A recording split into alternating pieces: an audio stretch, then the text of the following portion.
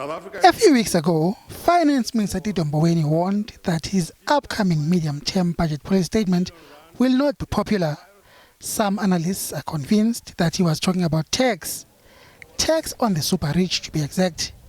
This as he has to try and plug a projected 300 billion rand shortfall in tax revenue due to the severe economic recession, which has been exacerbated by the recent economic shutdown to cap the spread of the coronavirus. The idea of a wealth tax or even a solidarity tax is not new. That has come up, I think even last year, just given how difficult, the financial situation of the country has been. But I think as soon as we have more detail in terms of what it is, then I do expect a short-term reaction on the market, just to digest, the latest news. But in totality, I don't think the idea is completely new, and therefore it's likely to catch the market by a complete surprise with long-lasting negative effects.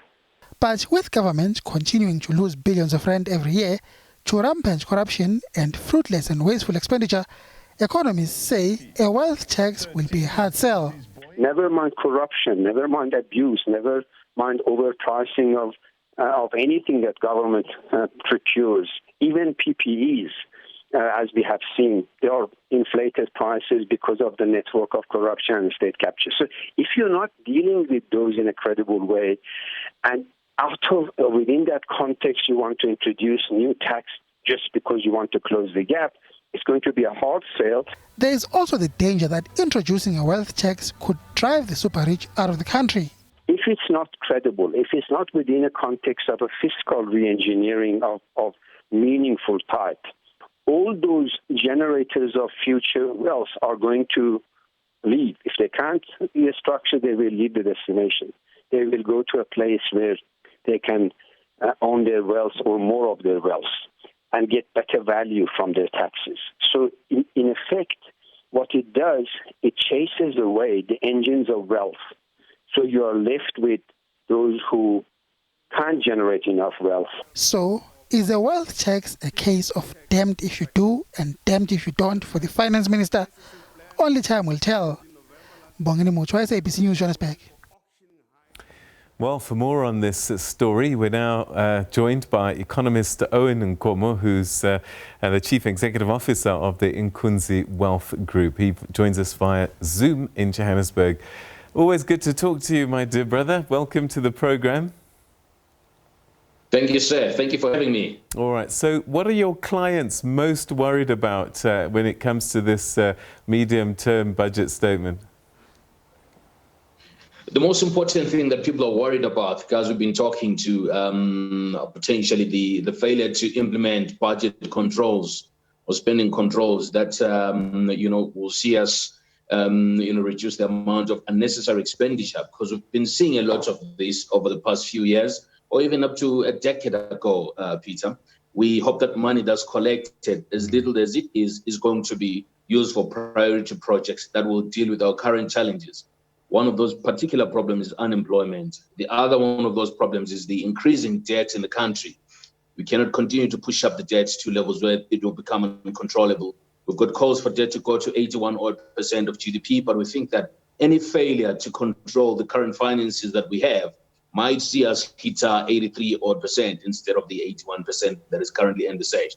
And we also worry that we might actually see the same speech that we saw in the previous year's budget adjustments, addressed in a different scale this time, Peter. So we are hoping that unlike what we saw when the president gave us his assessment of what needs to be done to push the economy, we will this time get to see the flesh, and the flesh being supported by financial adjustments in the budget that makes sense, and it will help us achieve the goals that the president said he wants to target. For example, the creation of 800,000 jobs. All right, so South Africa is starting to look very much like the average South African household, where there's more month than actual pay in our pocket. And every month something happens, either the car breaks down or some unforeseen expenditure. And this year, the South African fiscus household had COVID-19. They didn't see that one coming. We were broke anyway. And now we are What do we do? How do we fix this? It's difficult. I mean, Mr. Mboweni, I'm sure he's been given ideas, but I think, Vita, I've always said that it's a matter of giving people confidence that when you make certain plans, when you pronounce certain things about your interventions as a government or as a ministry, you make sure that there's follow through. You make sure that the rest of the ministry support what you are doing. You make sure that all your associates, the unions and the companies out there and the citizenry understand what you're trying to achieve, and you keep reporting to them the progress you're making.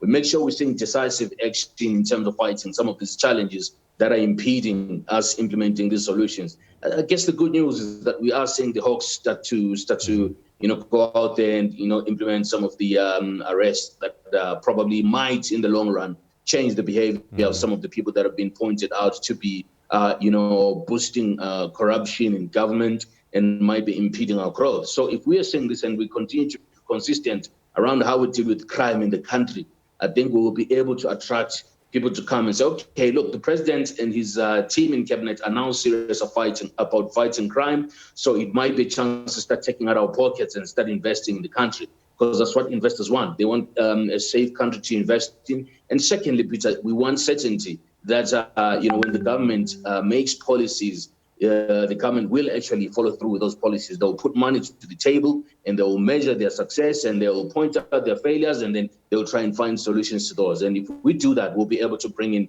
money from outside the country as well. And I think we need to start thinking strategically in terms of reassessing how the economy is structured. We need to start pushing aggressively those industries that can create multiples of jobs. We need to start giving them support. I've said multiple times that one such channel is putting money in front of small businesses, medium-sized businesses that employ millions of people in the country, and making sure that they can bank on the government and the government's funding structures to help those companies to continue to employ people and to sustain themselves as well. We need to create a robust export market. We need to make sure that we can tap into the rest of the continent for selling of the products that we produce in the country. And indeed, we need to eat into China's production capability, which will entail unions starting to think differently, about how people are paid and so on and so on. People need to be given a choice. One man's 100 rand might take that man, through 1 week of food or 2 weeks of food. So we need to start thinking differently about how we price labor in the country, so that we can also be competitive when it comes to producing stuff that we can then sell overseas. I'm in no way calling for people to be exploited, but I'm saying we need to start thinking differently if we are to get out of this quagmire. Otherwise, we're going to unfortunately lose more jobs. All right, so a lot of the things that you're saying, quite rightly, are strategic, which means it'll take time to actually set up and start to see the benefits of it. Coming back to my family budget scenario, we've got to get through next month and the month after that. What do we do in the short term? Because I need to eat today. And with a family budget, often you can either cut expenditure, cut off your satellite television, whatever it is, or try and get a bit more income. So let's start with the income thing. What are the chances of this wealth tax drama?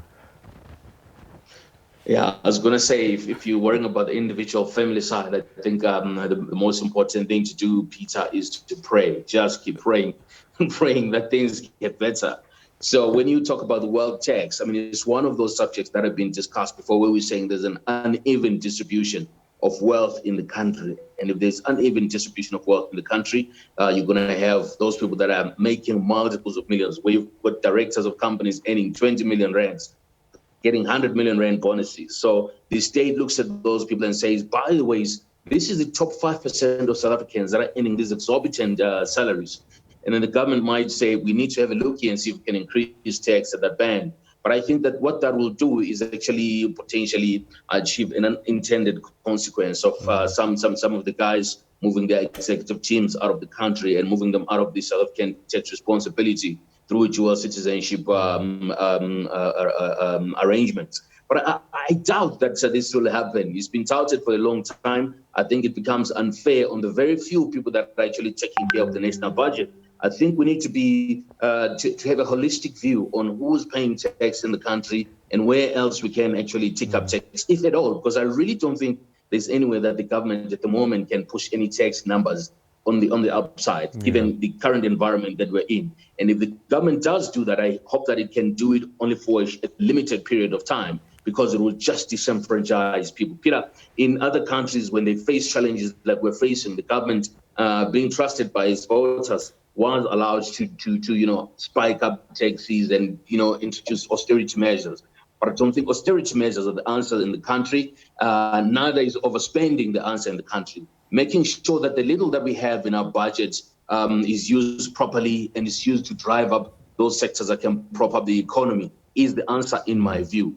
And I think that if you start to levy people who earn a lot of cash with heavy tax, you might just potentially achieve unintended consequences, by actually either forcing those people to leave the country or forcing corporates to pay those people even more to make adjustments. And that's where you're actually making a very big call on corporate South Africa in terms of them considering whether it's worth being headquartered in South Africa or not. So the balance needs to be found, and I do think that it has to be a very fine balance in terms of how the government spends the little money that we have relative to increasing the income possibility through the revenue side. All right. I mean, it is a challenge because when we look at who pays tax, it's already a small number of people who are paying the bulk of the taxes anyway. And I just wonder if there isn't another way, I don't know whether it's VAT or something else, where everybody chips in a little bit, because it's unsustainable to have so few people paying all the tax.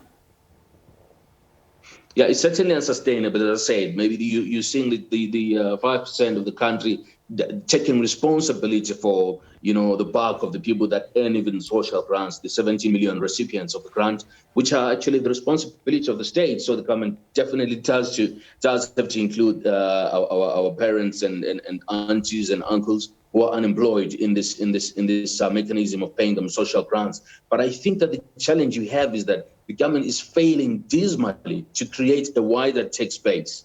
And I think that's what needs to happen. It might reduce on average the burden that is carried by the few people who are at the upper end of the tax brackets. It's almost, if you're thinking about it from a capitalistic perspective, which actually is the creator of jobs in the country, you're actually saying that people should not be successful because they'll continue to carry a lot of the burden of the state. Whereas if you look at countries like Finland and Iceland and those countries where they've got budget tax levels going all the way up to 60%. They don't pay for hospital, they don't pay for education, and they have actual security that works. And I think the average South African would be comfortable to pay more tax if we lived in a country where there's security, where our kids don't have to pay for school, where they don't have to pay for university, because then, you actually are paying the state to look after people who are unemployed, and then you're paying through your own expenses, Peter. And I do think we need a broader conversation with South African society to say perhaps maybe for a year or two, we might need to just tick up taxes,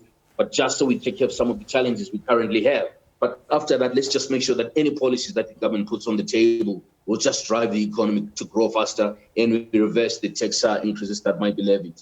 All right. And then the other side of that family budget is we'd love to keep on having satellite television, but we have to let it go. Yes. Is it time to let go of SAA and other SOEs that are really just draining our finances?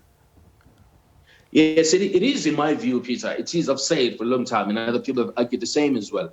I think getting rid of SAA from the government's coffers, getting rid of Postnet or the post office, and getting rid of all these other state-owned enterprises, some of which we don't even know how the numbers look. Look at Petro SA and a few other state-owned enterprises. I think what we need to do is to put those in a port where we're privatizing those, but making sure that the South African citizens, the people who actually have been paying tax to save these companies, have a chance to buy into those companies once they're privatized. You can't keep making a few people richer at the expense of, at least making a bit of repayment to the taxpayers of the country. We need to have a look at that. I certainly am for one that says, put it in private hands, but make sure that the South Africans are the majority shareholders and restructure these things so that they're run properly.